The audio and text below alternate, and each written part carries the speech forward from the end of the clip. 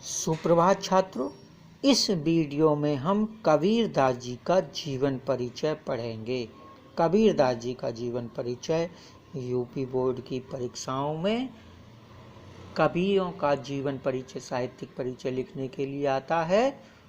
उसके लिए हमारा वीडियो बहुत ही उपयुक्त है और अगर इस तरह से आप अपना ये बोर्ड में लिखेंगे, जिस तरह से हम आपको लिखवा रहे हैं, इस वीडियो में बता रहे हैं, तो आपको अधिकतम अंकों की प्राप्ति होगी। देखिए, जीवन परिचय कैसे लिखेंगे। पहले हेडिंग डालेंगे जीवन परिचय।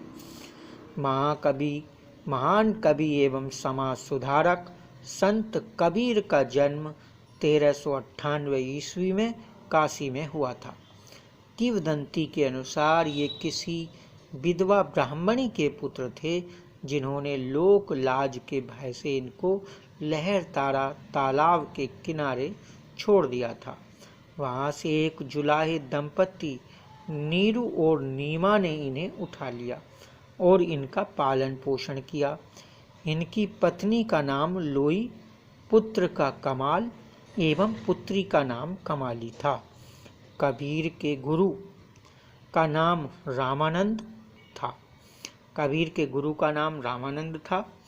अपने अंतिम समय में इन्होंने काशी का त्याग कर दिया एवं मगहर को अपना निवास स्थान बनाया। इनकी मृत्यु 1518 ईस्वी में मगहर में हुई। ये इनका जीवन परिचय है। कबीरदास जी एक महान कवि थे, समाज सुधारक थे, संत थे। निर्गुण भक्ति काव्यधारा के कवि थे। निर्गुण भक्ति शाखा के कवि थे। भक्ति काल की जो शाखाएं हैं, सगुण भक्ति शाखा, निर्गुण भक्ति शाखा, तो ये सब निर्गुण भक्ति शाखा के कवि थे। जन्म हुआ था 1398 ईस्वी में काशी में। किंवदंती मतलब इनके बारे में ये कहानी है प्रसिद्ध कि इनका जन्म किसी विधवा ब्राह्मणी के गर्भ से हुआ। समाज क्या कहेगा, इसलिए उसने इस तुरंत उत्पन्न हुए बच्चे को त्याग दिया। तालाब के किनारे उन्होंने छोड़ दिया। वहीं उसी तालाब के किनारे से जो नीमा और नीरू नाम के एक निसंतान दंपत्ति था, जुलाहा दंपत्ति थे, वहां से वो इसे उठा कर ले गए। उन्होंने पालन पोषण किया। पढ़े लिखे तो नहीं, साधु संतों के संपर्क में रहे।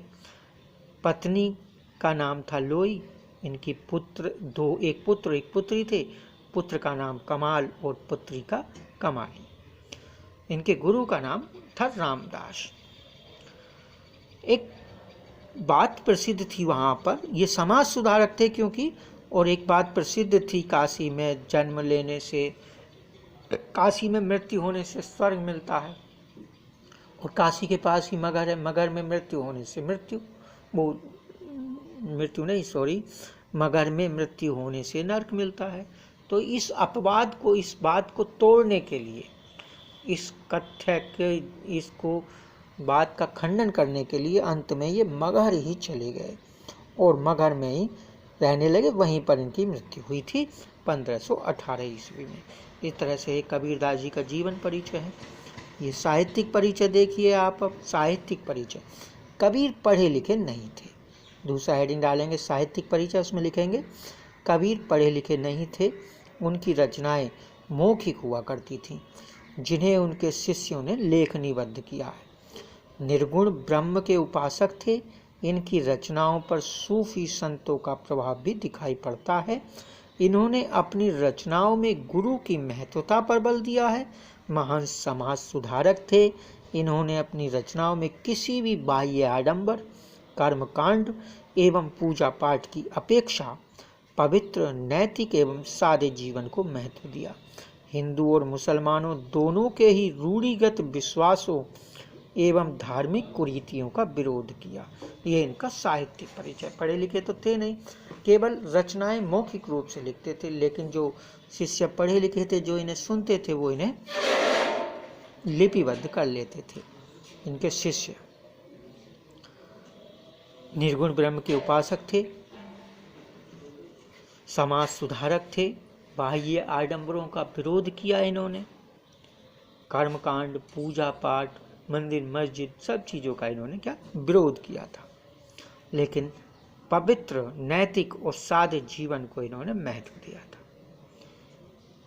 ये इनका साहित्यिक परिचय है। कृतियाँ, इनकी कृतियाँ बीजक नाम से संपादित हैं। एक ही रचना है मुख्य रूप से तो बीजक, बीजक नाम से जो इनकी कृतियाँ जानी जाती है, बीजक नाम से। उसमें साखी, शबद और रमैनी बीजक के 3 हिस्से हैं, 3 भाग हैं, साखी, शबद और रमैनी। तो एक ही रचना है मुख्य रूप से इनकी बीजक। बीजक के 3 हिस्से हैं, साखी, शबद और रमैनी।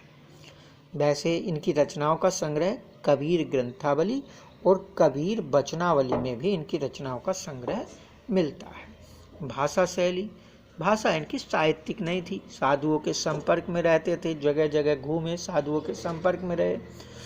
साहित्य की भाषा तो थी नहीं, जैसा साधु बोलते थे ऐसा ये बोलते थे। जहाँ की भाषा गए, जो कोई भी भाषा इन्होंने सीखी, जहाँ गए वहीं की सीखी।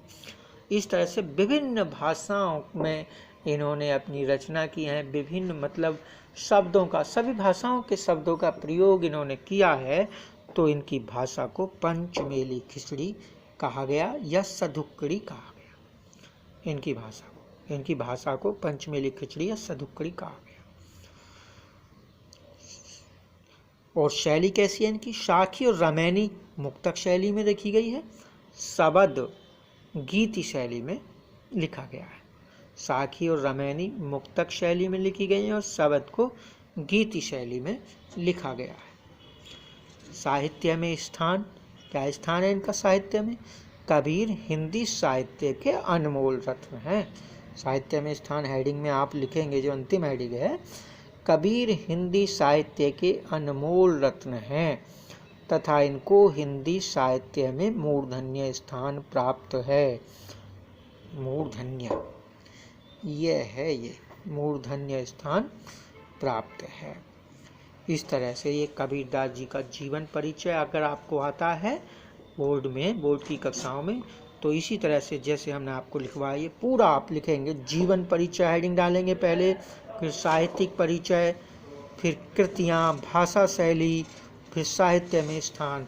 बच्चे पूछते हैं जी साहित्यिक परिचय लिखना है केवल, क्या केवल जीवन परिचय लिखना है? नहीं, जो भी आपको आए पूरी तरह से आप ये सारा अगर आप लिखेंगे तो अधिकतम अंक आपको प्राप्त हो सकेंगे। यही बात हम आपको बार बार कह रहे हैं। धन्यवाद।